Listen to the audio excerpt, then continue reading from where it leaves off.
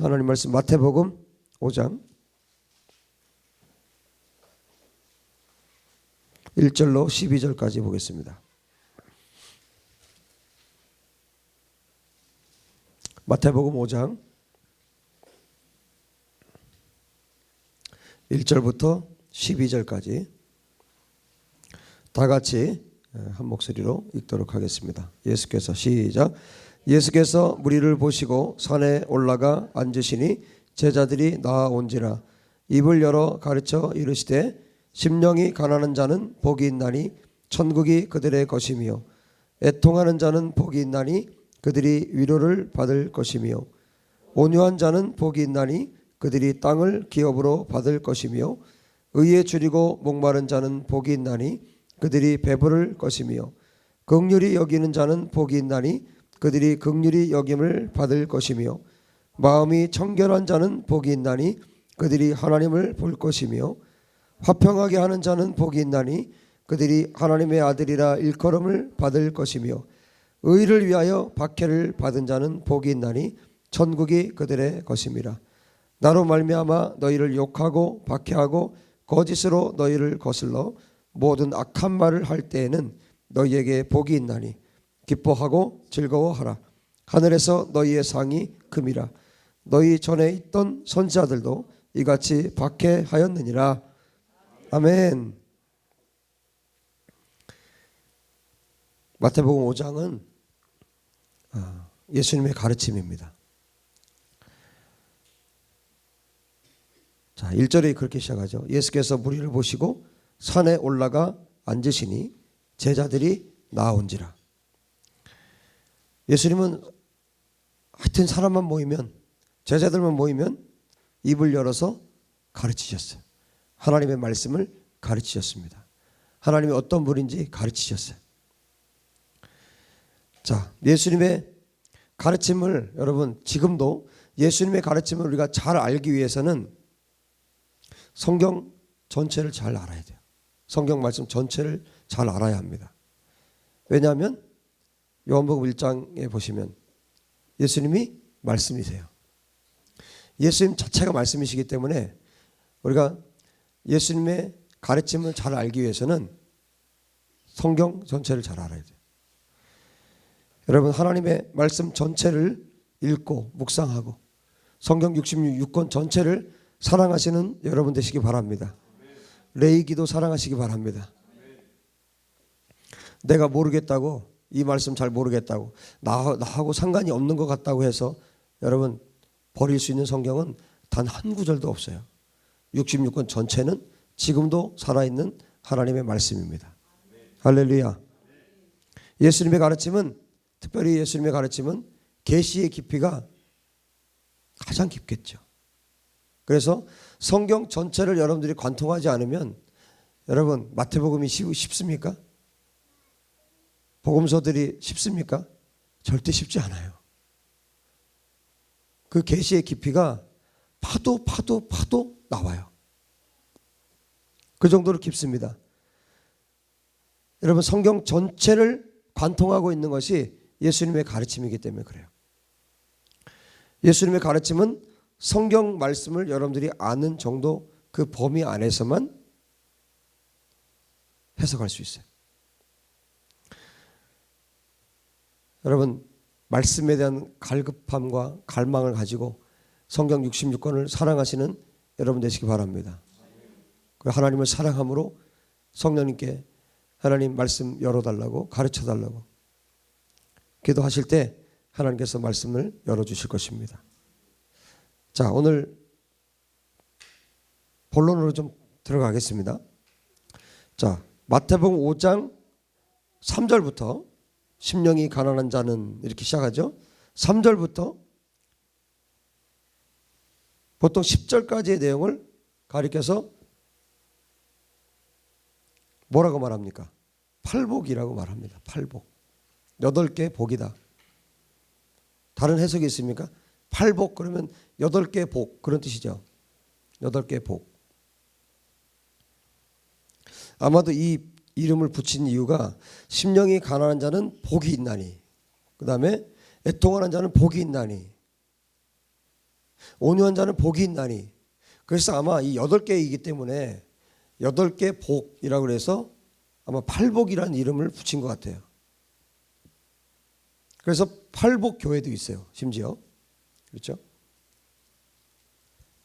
근데 유감스럽게도 이 말씀은 복에 대한 말씀이 아니에요. 복을 받기 위해서, 행복하기 위해서 이렇게 살아라. 복을 받으려면 이렇게 살아라. 그렇게 하신 말씀이 아니에요. 이 말씀의 초점은 복이 아닙니다. 이 말씀은 예수님께서 내가 이렇게 사니까 너희도 이렇게 살아라 하는 말씀이에요. 다시 한번요. 내가 이렇게 사니까, 예수님께서 제자들에게 내가 이렇게 사니까 너희도 이렇게 살아라. 지금은 이제 예수님께서 이제 하나님 보좌 우편에 앉아 계신데 부활 승천 이후에 우리가 살고 있죠. 지금은 그럼 무슨 말씀일까요? 예수님께서 내가 이렇게 살았다. 너희도 이렇게 살아라. 사랑과 진리교회 성도들아, 내가 이렇게 살았다. 그러니까 너희도 이렇게 살아라. 이 말씀이에요. 예수님께서 이 땅에서 사셨던 방식에 대해서, 예수님 어떻게 사셨는지에 대해서 가르쳐 주신 말씀이에요. 예수님처럼 이런 방식으로 살 때 자연스럽게 나타나는 현상에 대해서 말씀해 주신 거예요. 자, 심령이 가난한 자는 복이 있나니 그랬어요. 하나 예를 들면 심령이 가난한 자는 복이 있나니 천국이 그들의 것이다. 예수님께서 심령이 가난한 자로 사셨기 때문에 너희도 이렇게 살면 어떤 은혜가 있다? 천국이 너희들의 것이 된다. 자, 이렇게 해서 하나씩 예수님께서 제자들에게 가르쳐 주신 겁니다.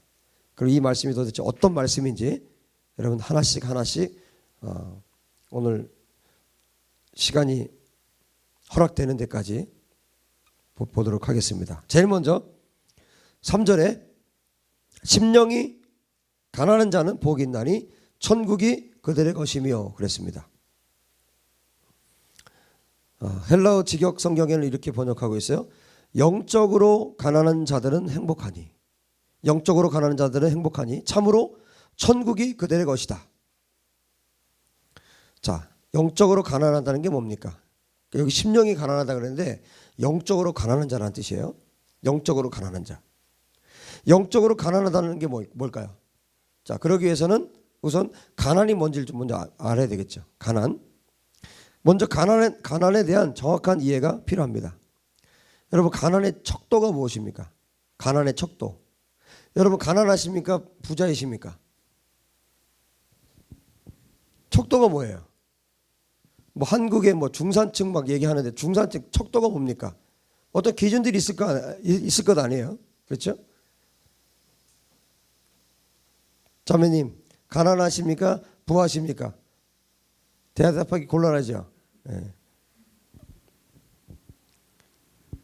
자, 여러분, 가난의 척도는 뭐냐면, 가난의 척도는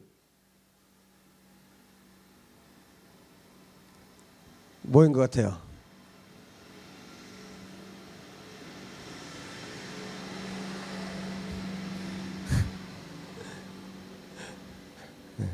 쟤 좀 보내고 하려고.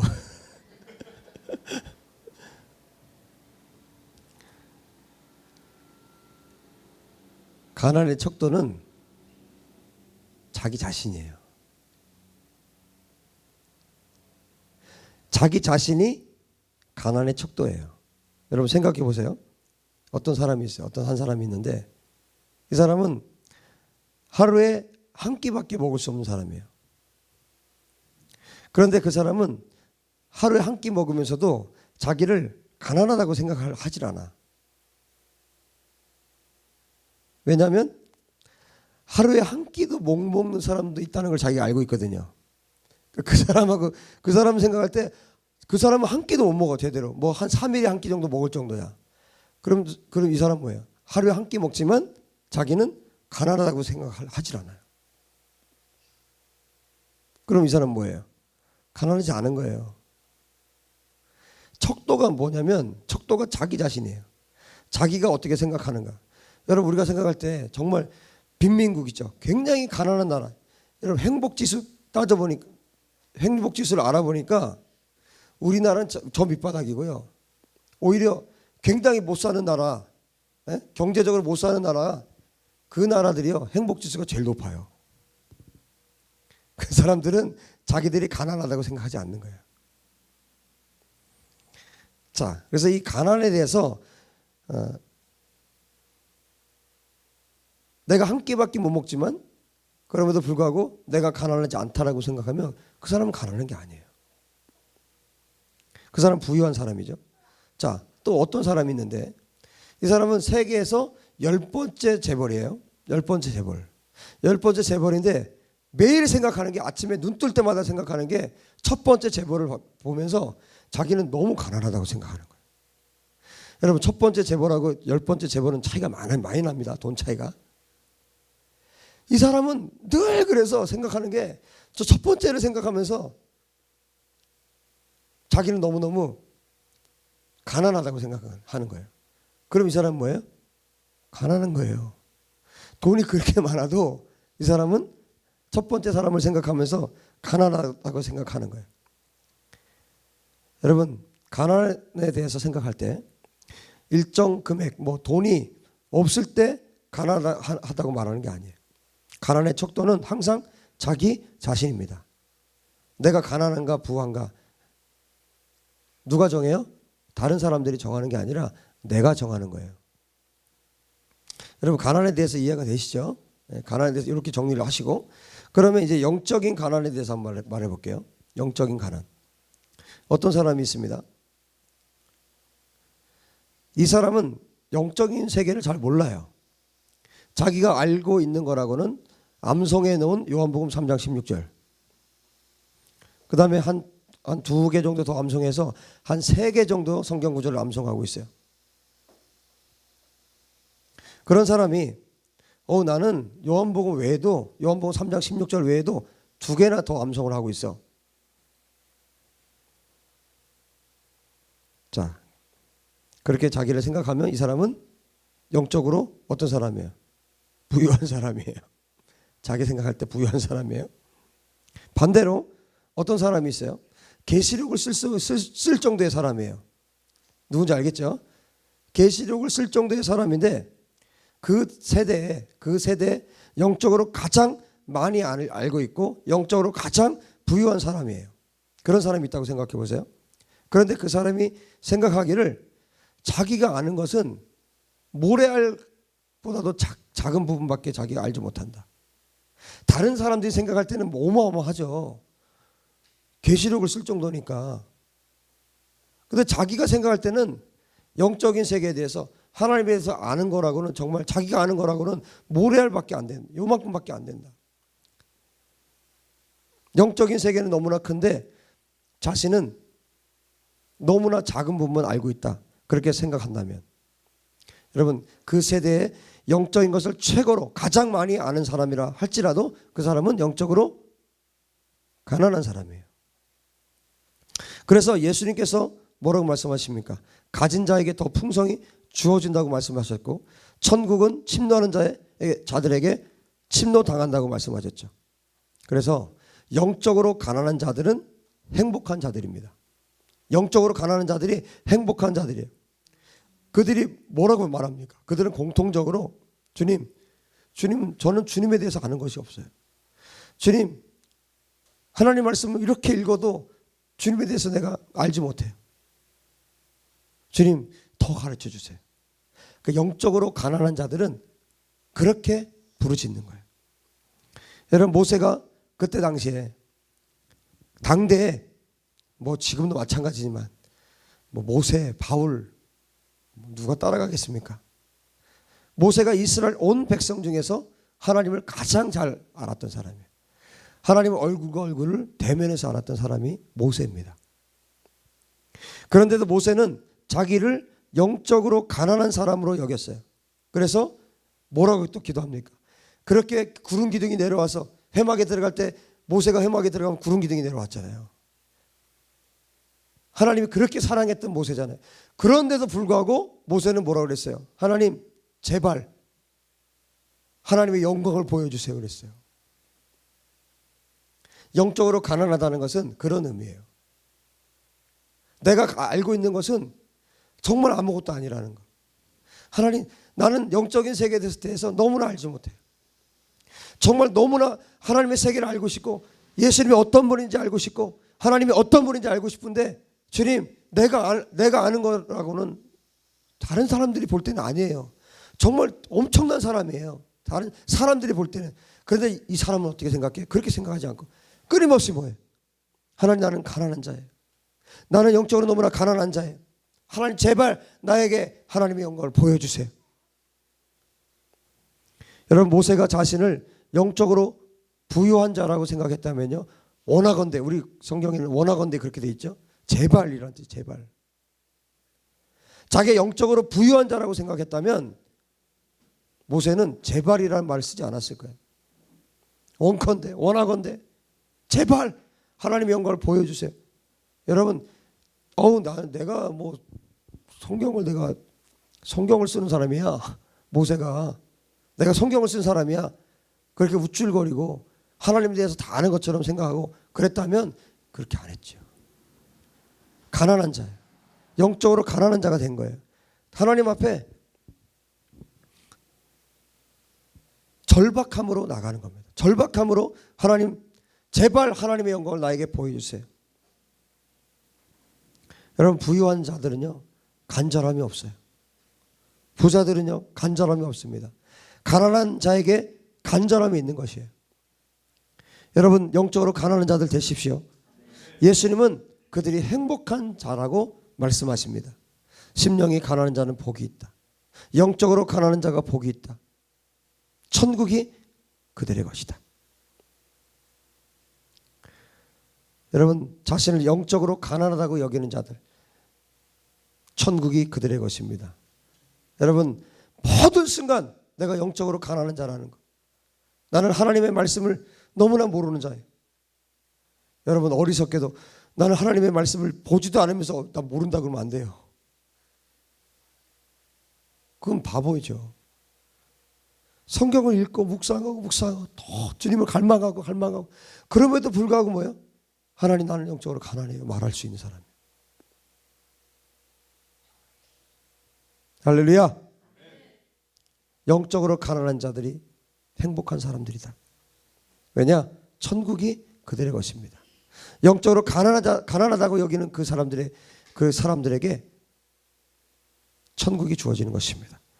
하나님은 찾는 자에게 보여주시고 두드리는 자에게 열어주시고 구원한 자에게 응답하십니다. 천국이 그들의 것입니다. 여러분, 가난한 심령으로 두드리십시오.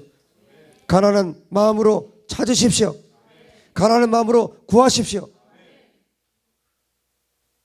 영적으로 가난한 자들이 이 땅에서도 천국을 누리게 되는 것입니다. 이 땅에서 다른 사람들이 보지 못하는 것을 보고 듣지 못하는 것을 듣고 이 땅의 삶이 아닌 전혀 다른 이 땅에서 살지만 천국의 삶을 이 땅에서 살게 되는 것입니다. 그것이 영적으로 가난한 자들이 이 땅에서 누리는 복이에요. 이 땅에서 누리는 천국, 하나님이 주시는 천국. 그 사람들이 천국을 실제로 이 땅에서 살게 되는 겁니다. 여러분, 예수님이 그렇게 사셨고 예수님께서 우리를 그렇게 살도록 우리를 초대하고 계십니다. 영적으로 가난한 삶을 사는 것. 하나님, 저는 주님이 더 알고 싶어요. 내가 아는 것이라고는 너무나 작아요. 하나님을 나에게 보여주세요. 제발 하나님 어떤 분인지 나에게 가르쳐 주세요.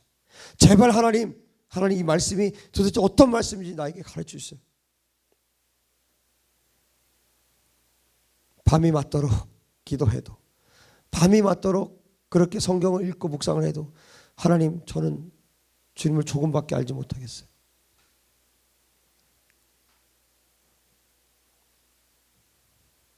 영적으로 가난한 자들 되시기를 주의 이름으로 축복합니다. 자, 4절 두 번째, 애통하는 자는 복이 있나니 그들이 위로를 받을 것이며 그랬어요. 애통하는 자들은 행복하니 참으로 그들이 위로를 받을 것이다. 여기서 말하는 애통하는 것은 무엇입니까? 애통한다. 애통하는 것은 여러분 그냥 슬픈 정도가 아니에요. 여기서 애통한다는 것은 우는 정도가 아니라 슬퍼서 소리치면서 울부짖는 것을 말해요. 슬픔의 도가 넘어선 것을 말합니다. 정말 사랑하는 자식이 죽은 것 같아. 장례식이나에서 볼 수 있는 그런 애통함을 말하는 거예요. 그냥 단순히 눈물 흘리는 그런 정도가 아니라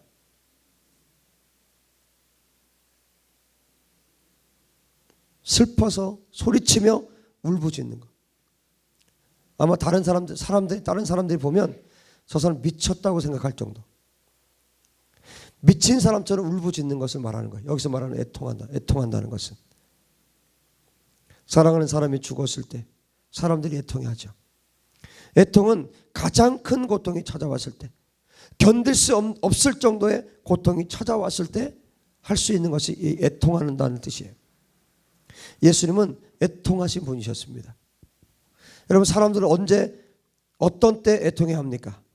사람들은 거의 다 누군가와 이별할 때, 사랑하는 사람과 분리될 때 애통해야 합니다. 죽음으로 헤어져서 다시는 만날 수 없을 때 애통해야 합니다. 그러나 예수님은 영적인 것 때문에 애통해 하신 분이셨어요. 예수님 자신이 창조한 사랑하는 인간들이, 사랑하는 사람들이 예수님을 믿지 않아서 죽음에 이르는 것 때문에 예수님은 애통해 하셨습니다. 그토록 사랑하는 인간들이 지옥에 떨어져야 하는 것 때문에 예수님은 애통해 하셨습니다.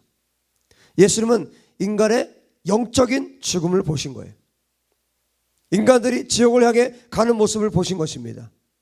지옥에 떨어져 죽을 수밖에 없는 인간들을 보면서 예수님은 애통해 하셨습니다. 슬피 울며 기도하셨습니다. 고통스러워 하시면서 영적인 눈으로 그들을 보시고 계셨던 것이에요. 사람들이 사랑하는 사람이 죽었을 때 애통해 하는 것처럼 예수님은 사랑하는 인간들이 지옥으로 가는 모습을 보면서 애통해 하셨습니다. 괴로운 심정으로 고통 가운데 예수님은 기도하셨습니다. 여러분, 예수님은 단 한 번도 예수님 자신을 위해서 애통해 하신 적이 없으세요. 단 한 번도. 자신 때문에 애통해 하신 적이 없으세요. 사람들은 어떻습니까? 거의 대부분 자신의 일과 자신의 상황 때문에, 자신을 위해서 자신의 슬픔 때문에 애통해 하는 것이 보통 모든 사람들이에요. 예수님의 슬픔은 하나님의 슬픔과 동일한 슬픔이셨어요. 하나님의 슬픔은 단 한 가지죠. 자신이 창조한 백성이 지옥으로 떨어지는 모습을 보는 것. 그것이 하나님의 고통이죠. 하나님의 애통함이죠. 예수님도 똑같이 하나님과 똑같은 애통함을 갖고 계셨어요. 모든 영혼이 구원받았으면 좋겠는데 자신이 창조한 백성이 지옥에 떨어지는 것을 보는 것이 하나님의 슬픔이었던 것처럼 예수님도 동일한 슬픔을 갖고 계셨어요. 예수님 이 땅에서 하나님과 일치된 삶을 사셨습니다. 예수님이 지금 어디로 우리를 초대하고 계십니까? 여러분, 예수님께서 하나님과 동일한 삶을 사셨어요. 이 땅에서 육체를 입고 오셔서. 무엇을 의미합니까? 우리는 예수님처럼 살라는 거예요. 우리도 예수님과 똑같이 살라는 것입니다. 이 마태복음 5장의 말씀을 왜 우리에게 가르쳐주고 계십니까? 예수님께서 내가 이렇게 살았으니까 너희도 이렇게 살아다오. 하나님의 애통함을 가지고 내가 애통함을 가지고 이 땅에서 똑같이 하나님과 똑같은 애통함을 갖고 살았던 것처럼 너희들도 나의 애통함과 똑같이 살아다오. 영혼에 대한, 지옥으로 떨어지는 영혼들에 대한 아픔을 가지고 마치 장례식장에서 통곡하는 아버지처럼, 자식을 잃은 아버지가 미친 사람처럼 통곡하는 것처럼 그 애통함을 가지고 지옥으로 떨어지고 있는 영혼들에 대한 애통함을 너희들이 가졌으면 좋겠다. 예수님이 그렇게 사셨고 우리에게 또 그렇게 살라고 말씀하고 계신 것입니다. 여러분, 예수님의 삶이 우리의 삶 가운데 실현되지 않는다면 우리의 삶은 천국을 사는 것이 아닙니다. 우리 여전히 지옥을 사는 거예요. 하나님과 관계없이 사는 것입니다. 예수님과 관계없이 사는 거예요. 여러분, 우리 가운데 애통함이 있기를 원합니다. 지옥을 향해 달려가는 영혼들을 향한 애통함이, 예수님의 그 애통함이 저와 여러분 가운데 부어지기를 예수님의 이름으로 축복합니다. 사랑하는 사람들이 죽었을 때 애통하는 것처럼 예수님은 그런 애통함을 가지고 영혼들을 위해서 기도하시고 이 땅에서 살아가셨어요. 예수님은 하나님과 일치된 삶을 사셨고, 예수님은 죽어가는 영혼들 때문에, 멸망길로 가는 영혼들 때문에 애통해 하시고, 그 애통함이 결국 십자가에 자신을 내어주기까지,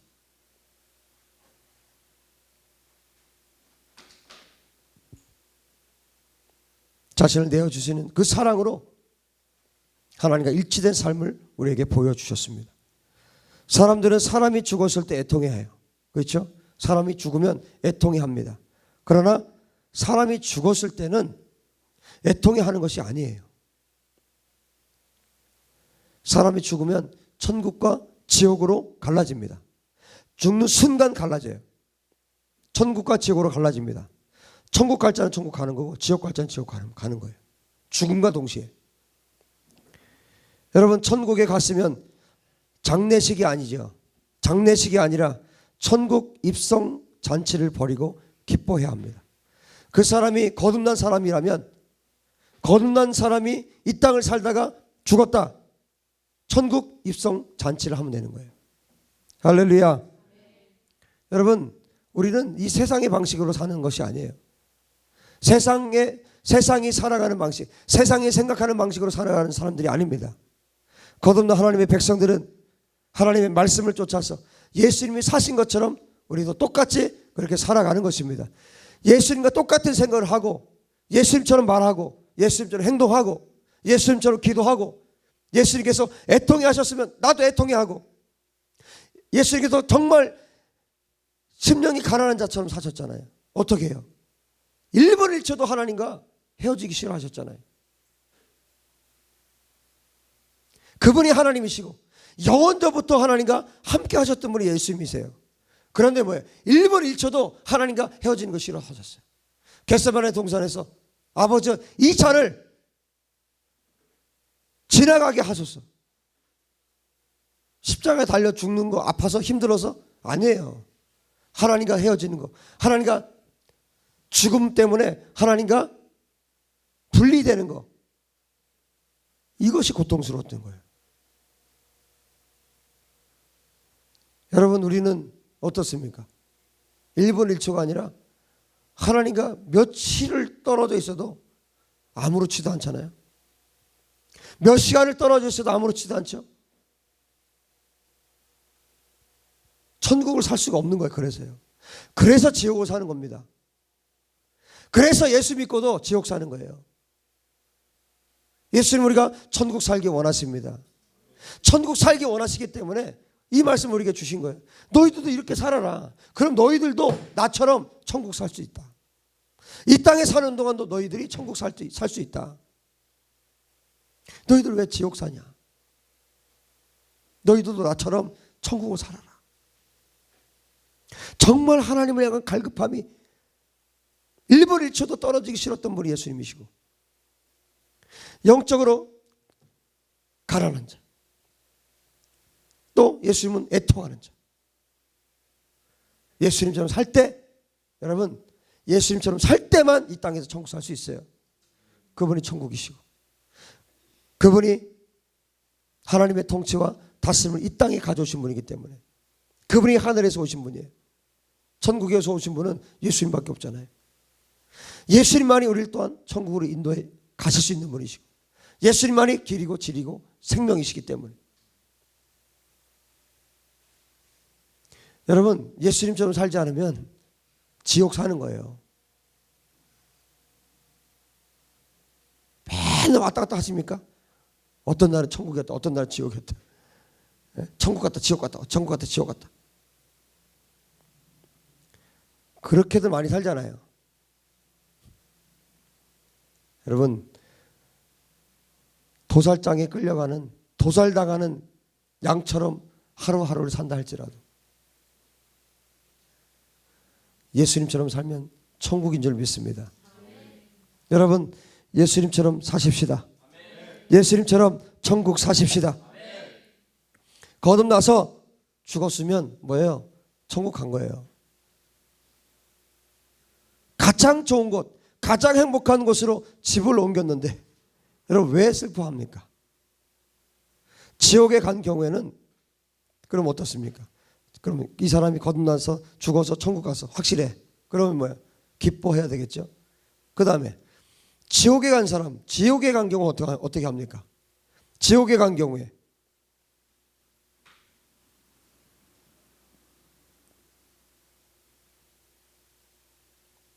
지옥에 간 경우에도 슬퍼하면 안 돼요. 왜요? 지옥에 간 사람이 바뀌는 게 아니에요. 그걸로 끝이에요. 뭐 중간에 뭐 연옥에 갔다가 뭐 여기서 기도 많이 해주면 그 사람이 천국으로 다시 가는 게 아니에요. 죽으면 천국과 지옥으로 나뉘는 거예요. 그래서 지옥 갔어요. 예수 안 믿고 지옥 갔어요. 그때도 슬퍼하면 안 됩니다. 그때는 복음을 전하는 시간이 되어야 됩니다. 할렐루야. 여러분, 하나님의 방식대로 삽시다. 성경의 방식대로 삽시다. 뭐 사람들이 슬퍼하니까 슬퍼하고 뭐 웃으니까 웃고 이랬다 저랬다. 여러분, 우리는 진리대로 하나님께서 우리에게 가르쳐 주신 대로 사는 사람들이에요. 말씀대로 사는 사람들입니다. 하나님의 백성이 애통해 할 때는 사람이 죽은 다음이 아니라 이 땅에 살아있을 동안이에요. 이 땅에 살아있을 동안 우리가 슬퍼해야 되는 것이에요. 이 땅에 살아있긴 하지만 지옥을 향해서 달려가고 있는 영혼들을 위해서 우리가 애통해야 되는 것입니다. 여러분, 아무 때나 애통해야 하는 것이 아니라 지옥에 달려가고 있는 영혼들 보면서 애통해야 되는 것이에요. 그들이 구원받을 수 있도록 그들을 위해서, 그 영혼들을 위해서 애통해야 합니다. 이것은 하나님 아버지의 마음이 부어지지 않으면 경험할 수 없는 일이에요.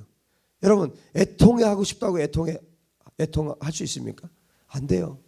하나님의 마음이 부어지지 않으면 뻔히 지옥 가는 거 알면서도, 가족들이 지금 지옥으로 달려가고 있는 거 알면서도 애통하는 마음이 없어요. 생기질 않아요. 하나님의 마음이 쏟아 부어질 때 그때 애통하는 마음이 우리 가운데 부어지는 것입니다. 여러분, 그럼 어떻게 해야 되겠습니까? 하나님 나에게 애통의 마음을 부어주십시오. 하나님의 마음이 나에게 부어지게 도와주십시오. 하나님의 마음을 나에게 부어주십시오. 그래서 지옥으로 달려가는 영혼들만 보면 내가 하나님 애통하는 마음으로, 예수님처럼 나도 애통하는 마음으로 기도할 수 있도록 도와주십시오.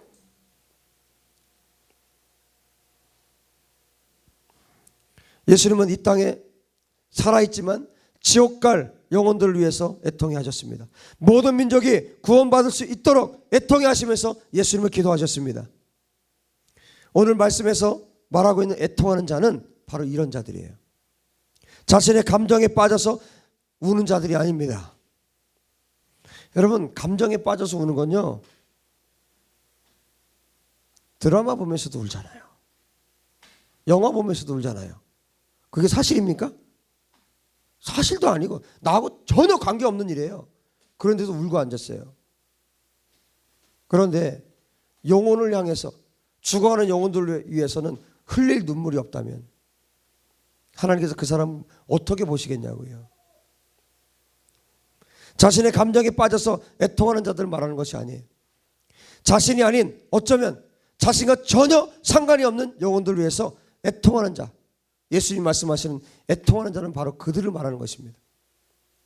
그들이 4절에 뭐라고 말합니까? 그들이 위로를 받을 것이라 했어요. 할렐루야. 여러분, 하나님의 위로는 감정적인 위로가 아닙니다. 하나님의 위로는 감정적인 위로가 아니에요. 하나님의 위로는 마음만 추스러주는 그런 위로가 아닙니다. 여러분 기억하십시오. 하나님의 위로는 응답입니다. 하나님의 위로는 응답입니다. 그가 애통해하면서 기도한 대로 응답하시는 것, 이것이 하나님의 위로예요. 등이나 한번 두들겨줘서 괜찮긴 뭐가 괜찮아요. 그런 위로가 아니에요. 하나님의 위로는 응답이에요. 애통해하면서 기도한 그 영혼이 하나님께로 돌아오는 거예요. 우리가 이번에 경험하게 되기 바랍니다. 지금 중환자실에 있는 형제가 하나님께서 만나주시고 우리가 애통해하면서 정말 예수님의 마음으로 하나님의 마음으로 기도할 때 하나님께서 어떻게 응답하시는지 그 응답이 위로가 되는 것입니다. 그 응답은 어떤 자에게? 애통하는 자에게 주어지는 응답이에요. 누구도 경험할 수 없는.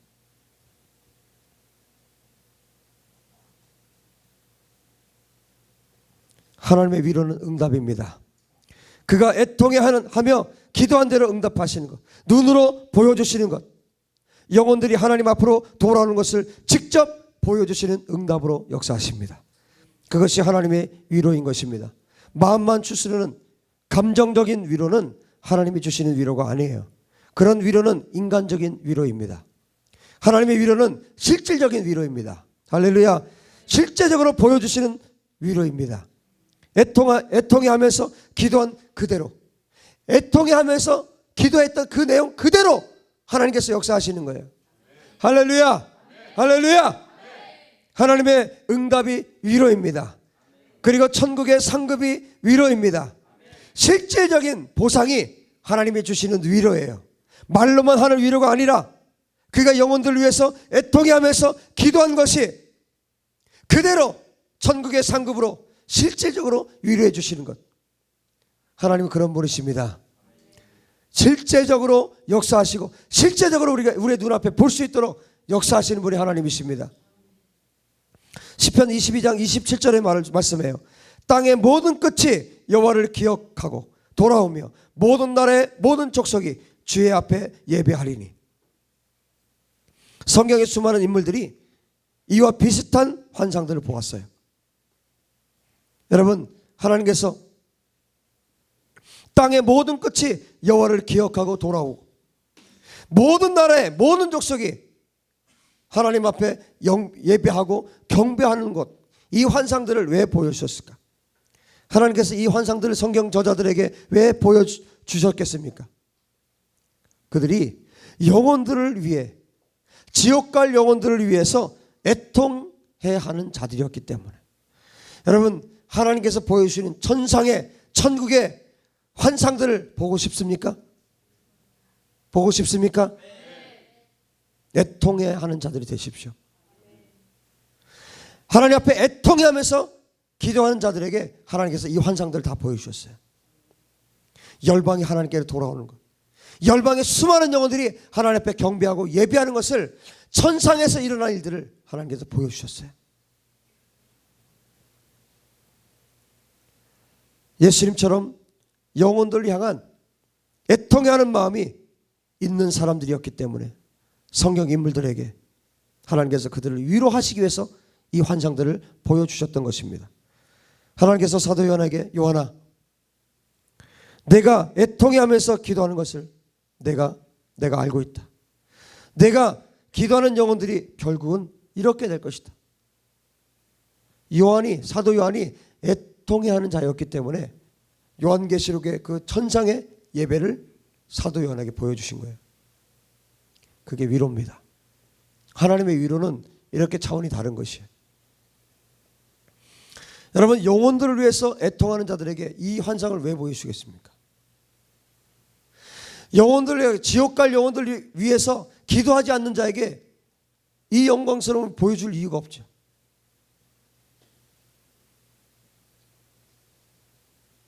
애통하는 자에게만 하나님이 주시는 위로예요. 애통해하며 하나님 앞에 기도하는 자에게만 하나님께서 주시는 위로. 천상에서 일어난 이 엄청난 예배, 이것이 하나님께서 주시는 위로입니다. 인간적인 문제로 애통해하는 자들은 인간적인 위로만을 받을 수 있어요. 그러나 하나님의 나라를 위해서 애통해하는 자는 하나님께로부터 오는 위로를 받게 되는 것입니다. 할렐루야. 실제적인 위로, 살아있는 위로, 하나님의 응답, 하나님의 보상, 천국의 상급. 이런 위로가 여러분의 것 되시기를 주의 이름으로 축복합니다. 자, 세 번째 5절에 말합니다. 온유한 자는 복이 있나니, 온유한 자는 복이 있나니 그들이 땅을 기업으로 받을 것이며. 온유한 자는 복이 있다. 왜냐하면 그들이 땅을 상속으로 얻을 것이기 때문이다. 또 다른 번역에는 온유한 자들은 행복하니 참으로 그들이 땅을 상속받을 것이다. 온유한 자들은 행복한 사람들입니다. 온유하다는 것은 무엇입니까? 온유하다. 여러분, 온유한 표정을 한번 지어 보십시오. 그게 온유한 것입니까? 온유한 표정 지으면 온유한 것입니까? 온유하다는 것은 뭐냐면 온유는 십자가입니다. 한마디로 온유는 십자가입니다. 자신이 왕인데도 불구하고, 모든 능력을 가지고 있는데도 불구하고 자기의 백성을 위해서 기꺼이 죽는 것, 이것이 온유입니다. 여러분, 성경의 인물 가운데 온유한 자가 있죠. 그 대표적인 인물이 누굽니까? 모세잖아요. 모세가 온유한 자라고 했어요. 모세가 40년 동안 광야 생활을 하면서 얻은 것이 무엇입니까? 40년 동안 광야 생활을 하면서 무엇을 얻었어요? 예수님처럼 사는 법을 배운 거예요. 저도 지금 아주 작은, 모세에 비하면 아주 따라갈 수도 없는 아주 발바닥 같은 그런 작은 광야 생활을 제가 지금 하고 있는데, 그 아주 작은 광야 생활을 통해서 하나님께서 가르치시는 것은 예수님처럼 사는 것을 가르치세요. 모세가 40년의 광야 생활을 통해서 예수님처럼 사는 법을 배웠어요. 모세는 자신이 하나님과 가장 친밀했고 왕이었고 모든 능력을 가지고 있었지만 자신의 백성들을 위해서 기꺼이 죽어지는 삶을 살았습니다. 백성들이 원망 불평할 때도, 우상 숭배하면서 죄를 지을 때도 너무 화가 나서 광야 생활하면서 금송아지를 만들었죠. 그러면 하나님, 이 사람들 정말 어떻게 해서 애굽에서 건져냈는데 도대체 이 사람들은 구제불능입니다. 하나님 확 다 쓸어버리십시오. 이 사람들은 사람도 아닙니다. 하나님께서 얼마나 은혜를 베푸셨는데 어떻게 이렇게 살 수가 있습니까? 모세는 그렇게 말하지 않았어요. 하나님께서 만나와 메추라기를 먹이셨고 그들을 광야 생활 동안 먹이고 입히고 다 살도록 만드셨는데 이스라엘 백성들 항상 눈만 뜨면 불평불만이었어요.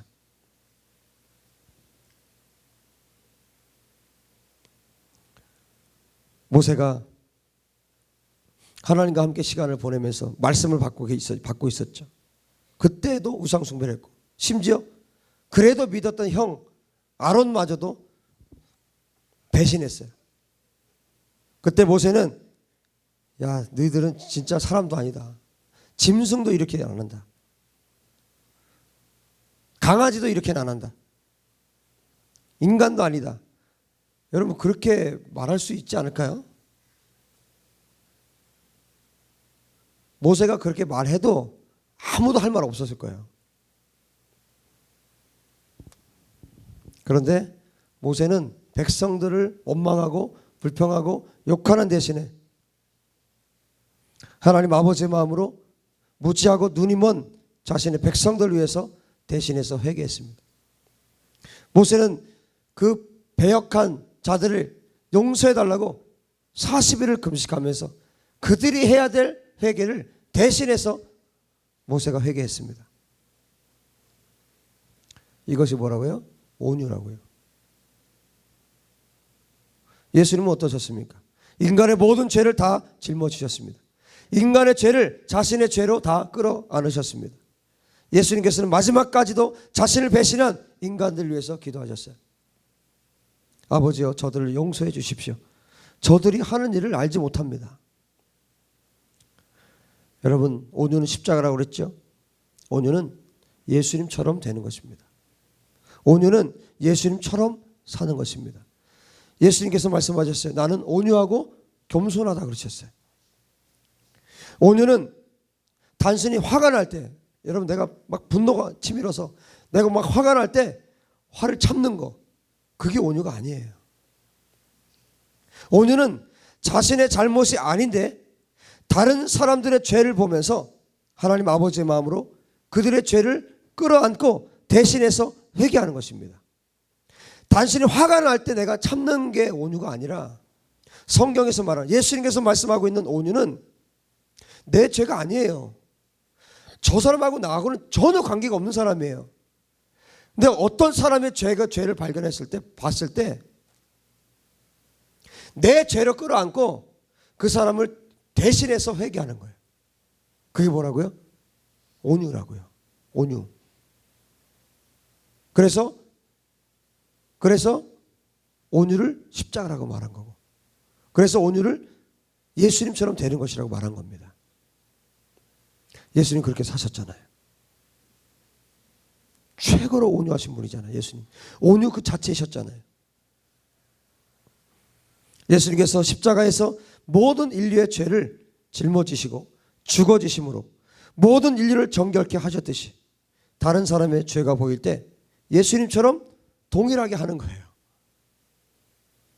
다른 사람의 죄가 보일 때 거기다 나한테 좀 안 좋은 일만 하면 어때요? 거기다 못 참죠. 온유? 온유가 어디 있어요? 돌변하죠. 누군가 화가 날 만한 행동을 했어요. 누가 봐도 이것은 그 사람이 잘못했어요. 그때 온유한 사람은 어떤 사람인가요? 화를 참는 거? 아니에요. 화를 참고 웃으면서 그 사람을 대하는 거? 그것을 성경이 온유라고 말하고 있지 않아요.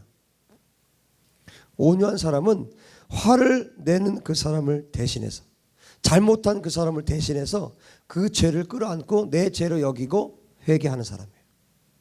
그 사람을 대신해서 회개하는 사람, 이 사람을 가리켜서 성경은 온유한 자다 이렇게 말하는 거예요. 모세가 그렇게 살았죠. 예수님께서 그렇게 사셨죠. 예수님이 십자가에서 하신 일이 그것이었어요. 여러분, 그러면 여러분 이 온유, 성경에서 말하는 예수님께서 말씀하신 이 온유를 갖고 살면 어떻게 될까요? 정말 화날 일이 없을 것 같아요. 여러분 화날 때 있죠? 온유하지 않아서 그래요. 온유의 성품이 내 안에 없기 때문이에요. 분노하고 화나는 거. 저 사람이 예를 들어서 한 대 때렸다. 그럼 뭐예요? 오늘 세 대 때리려고 하잖아요. 저 사람이 왼뺨을 때렸어요. 그러면 어때요? 온유는 오른뺨을 갖다 대는 거예요. 거기만 있는 게 아니라 여기도 있어.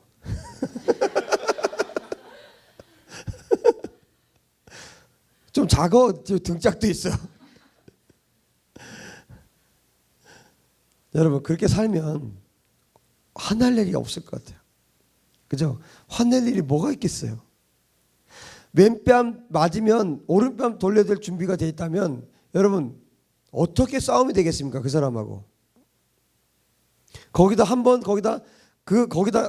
대 맞으면서 오른뺨 갖다 대면서 웃어주면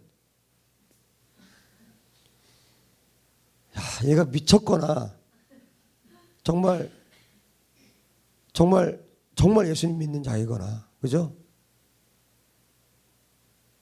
미친 것 같지는 않고 정말 예수 믿는 사람이 이런 거구나.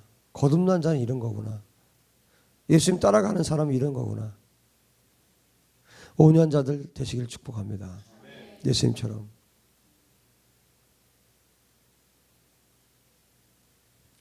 우리는 견디질 못하잖아요. 누가 이렇게 말했대. 누가 너 이런 얘기 너 하더라. 살이 났어 이미 마음속에서. 그죠? 온유한 자는 그렇지 않습니다. 그 사람을 위해서 즉시 대신해서 회개하는 거예요.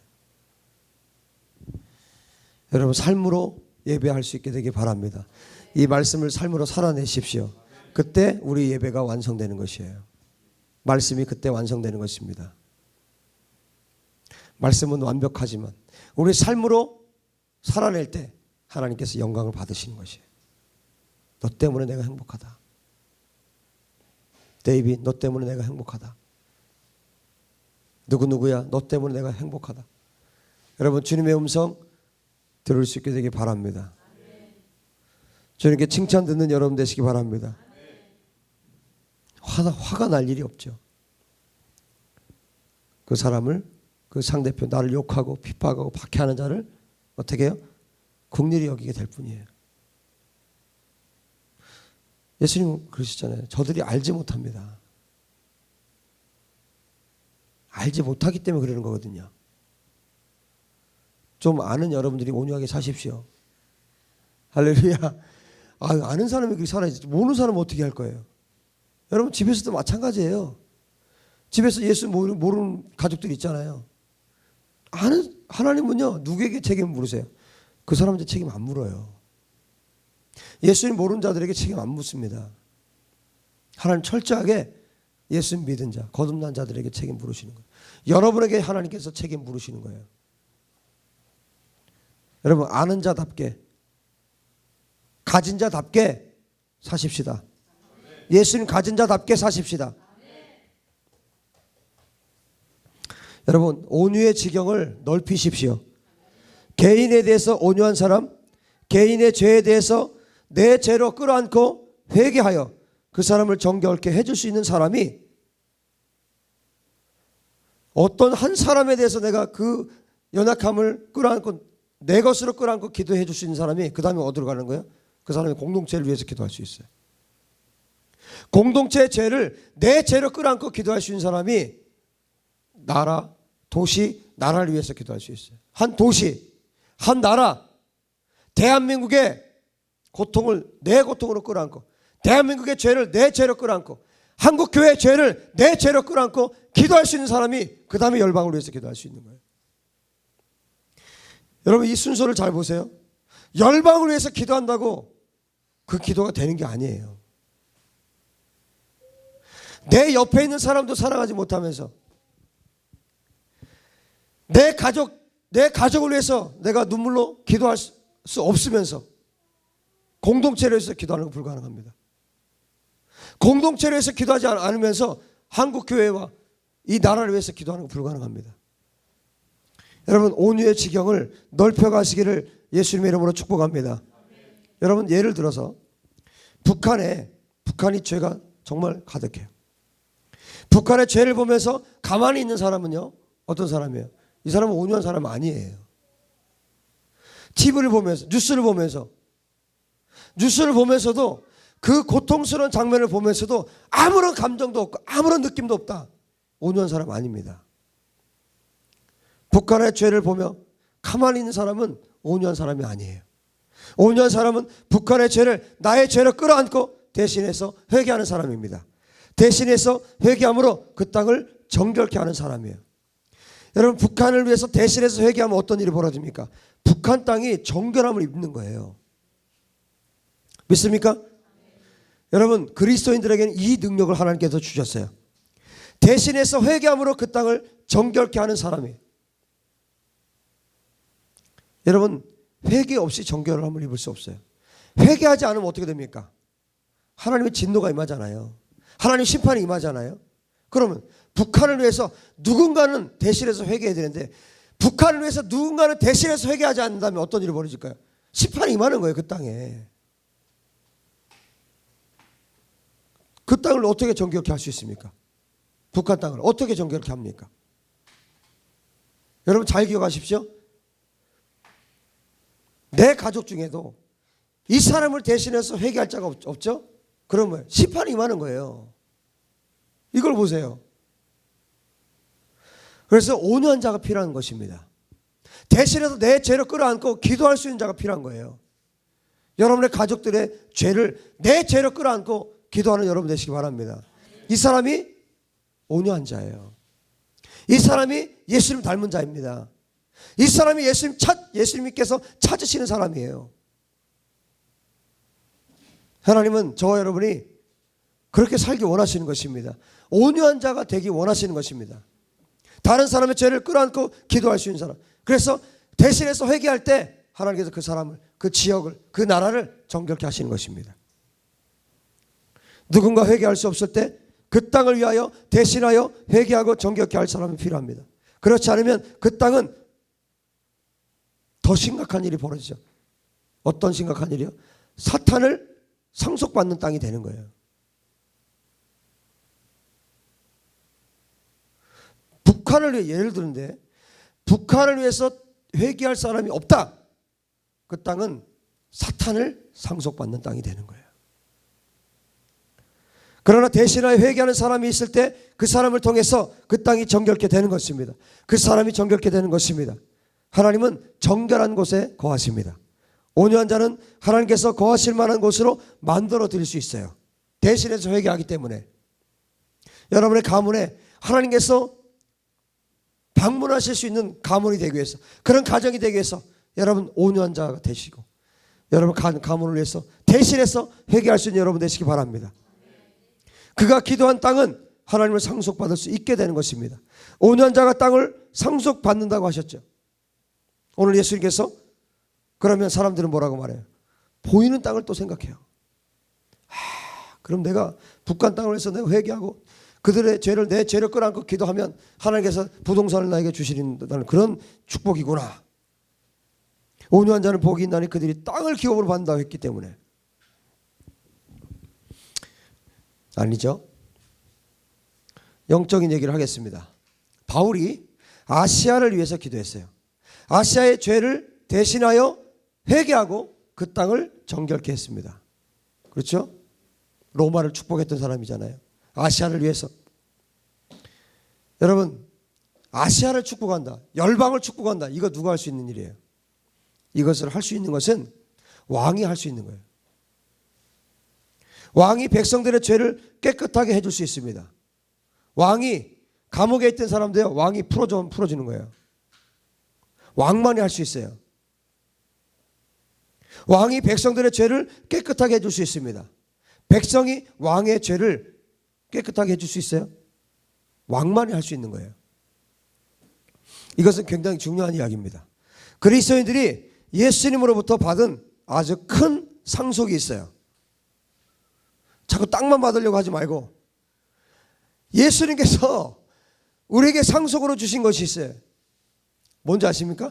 대신해서 회개하는 권한이에요. 할렐루야. 대신해서 회개하는 권한.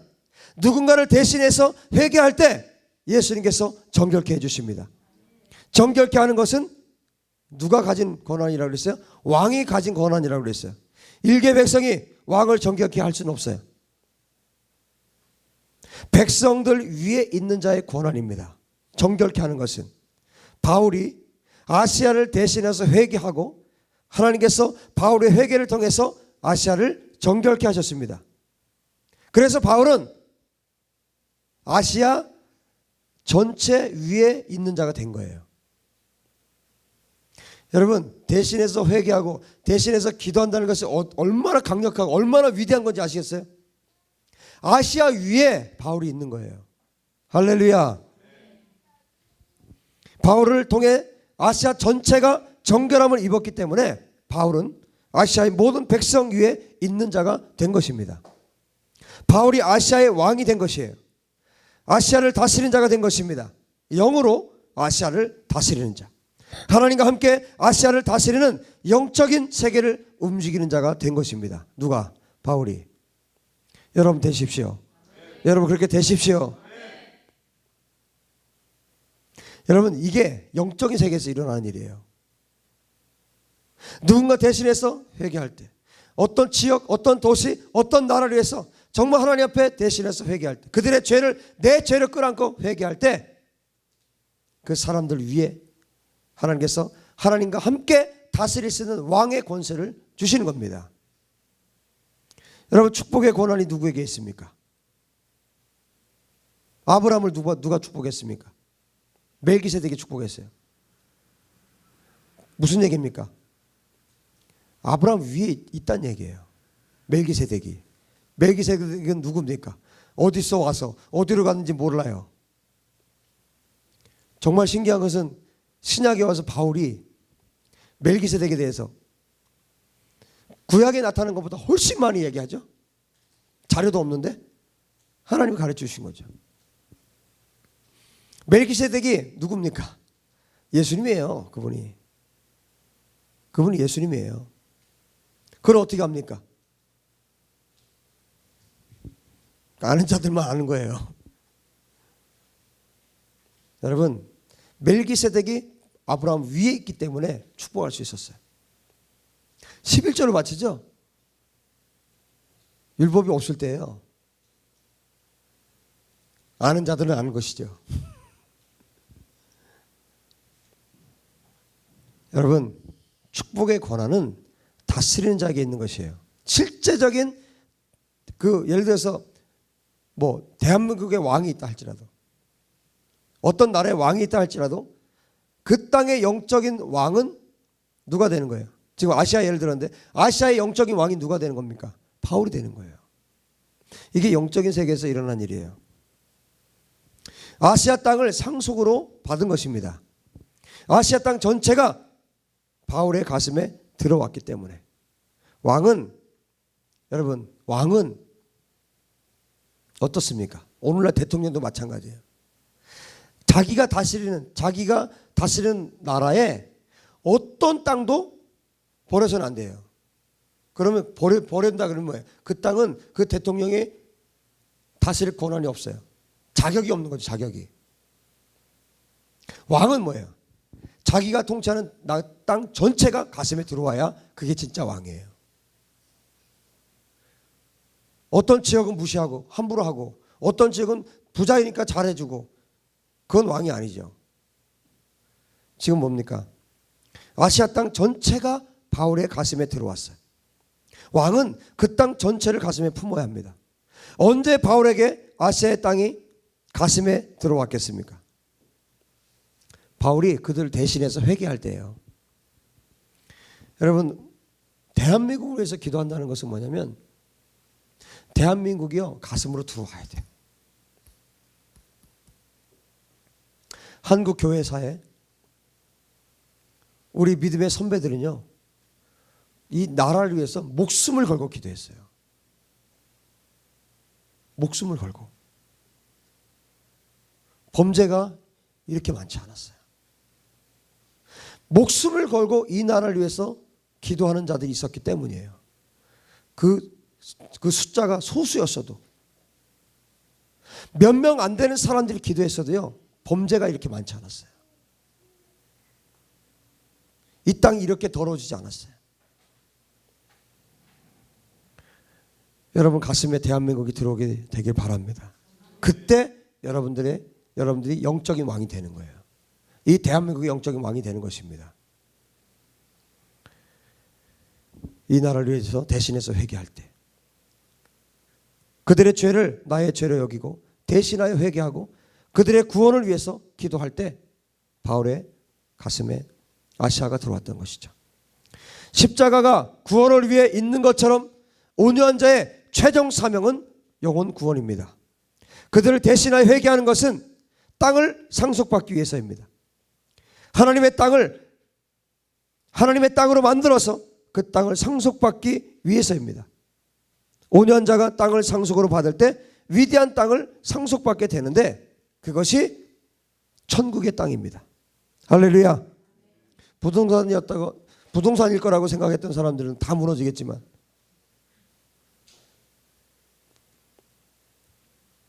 천국에는 사람들의 땅의 크기가 다 달라요. 여러분 우리 똑같이 지금 신앙생활 하죠. 천국에 가면 여러분들 땅들이 있는데 땅 평수가 다 달라요.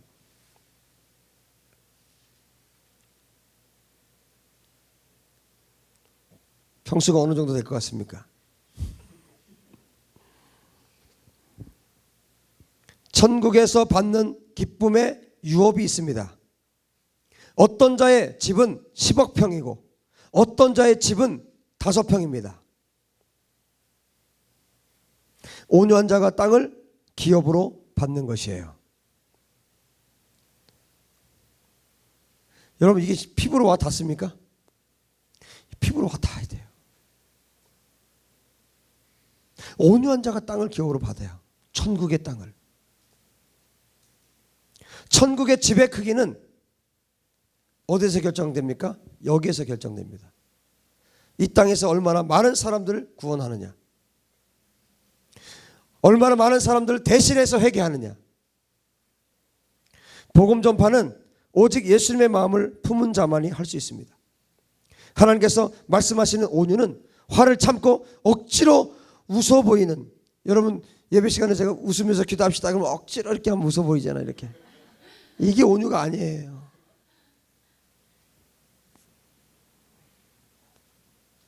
열방을 내 백성으로 끌어안고 열방을 위해 기꺼이 십자가를 지는 것이 온유입니다. 이런 자들이 열방을 기업으로, 열방의 땅을 기업으로 얻게 되는 것이에요. 땅은 그 땅 주인의 소유물이죠. 땅이, 당신이 어떤 땅, 여러분들이 어떤 땅의 주인이라면 여러분 어떻게 하시겠어요? 어떤 땅을 여러분이 갖고 있다. 예를 들어서 뭐 10,000평을 여러분들이 갖고 있다. 그러면 그 땅을 어떻게 하시겠습니까? 가꾸지 않겠어요? 자기 땅인데? 그냥 내버려 놔둬요? 그 땅을 가꿀 것 아닙니까?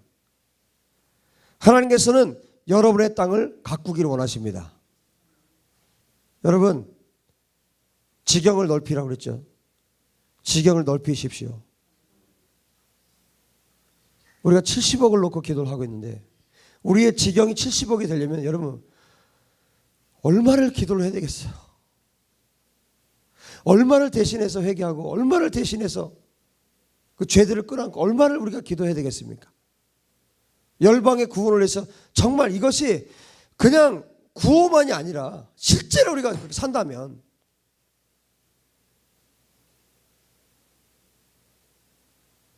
그럼 포기해야 되겠습니까? 아유, 집안이나 구원시키고 그냥 어떻게 살다 가자. 열방 안 되겠다. 오늘 얘기 말씀 들어보니까 야, 이거는 내가 할 게 아닌데 괜히 잘못 끼어들어갖고 내가 그런 겁니까? 아니잖아요. 여러분, 사랑과 진리교회를 열방의 복음을 위해서 세우셨다고요. 여러분, 왜 4시간씩 하나님 기도하라고 하신지 아시겠죠? 할렐루야! 기도하지 않고는 불가능한 일이기 때문에 그래요. 여러분, 하나님께서는 여러분의 땅을 가꾸기를 원하십니다. 이 땅에서 영원한 천국의 상급으로 받을 땅을 가꿀 수 있어요. 천국에서 받을 땅을 여기에서 가꿀 수 있다고요. 이 땅에 사는 동안 가꾸십시오. 여러분, 천국에서 받을 땅을 이 땅에서 가꾸십시오. 복음의 씨를 뿌리십시오. 기도로 복음의 씨앗을 심으십시오.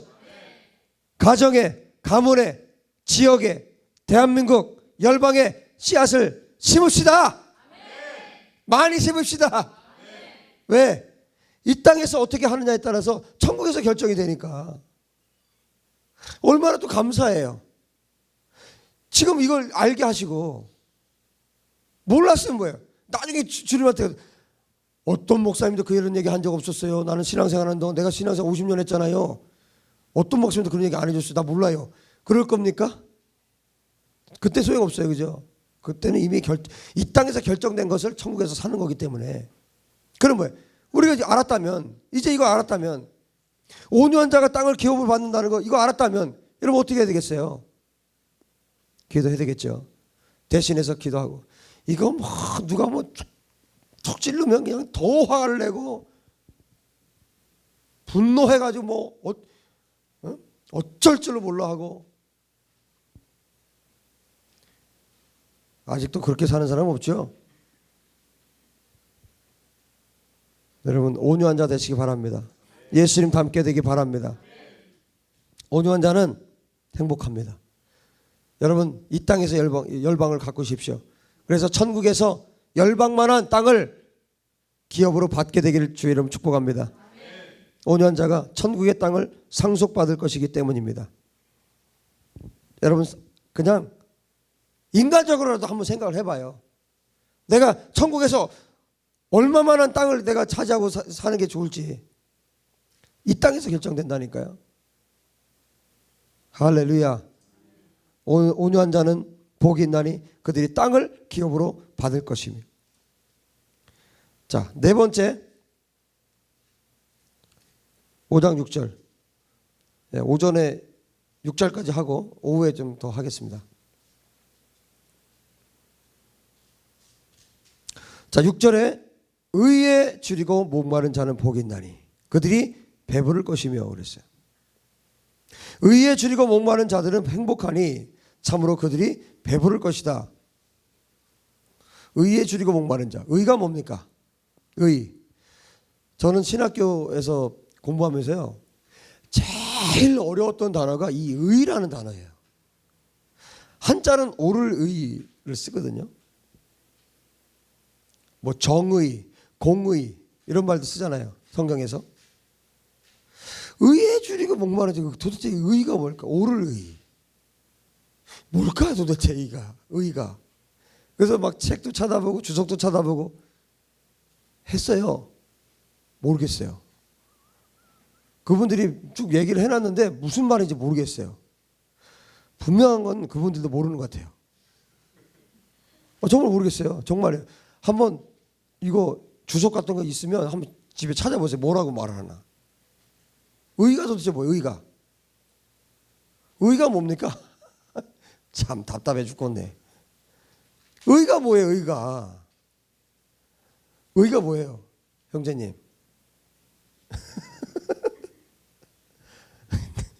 내가 신학교 10년 다녔지만 모르겠어요, 진짜. 의가 뭔지.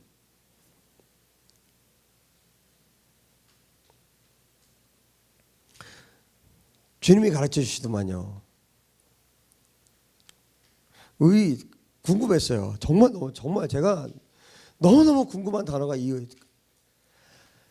정말 성경에서 정말 궁금한 거. 여러분, 하나님의 나라와 의를 구하라 그러죠? 하나님의 나라는 얼핏 알 것 같아, 그죠? 하나님의 나라와 의를 구하면 이 모든 것을 너에게 더하시리라 그랬어요. 뒤에 건 알겠어요. 덤으로 주신다, 이건 알겠어요. 그럼 뭐 할 때? 하나님의 나라와 의를 구할 때. 그럼 구해야 되잖아요. 하나님의 나라를 구하고 하나님의 의를 구해야 되는데 의가 뭐예요? 도대체 뭘 구하라는 거예요?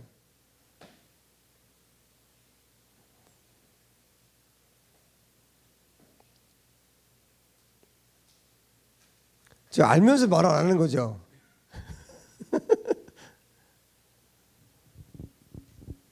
성령님이 스승이 되시면 다 가르쳐 주시더라고요. 할렐루야.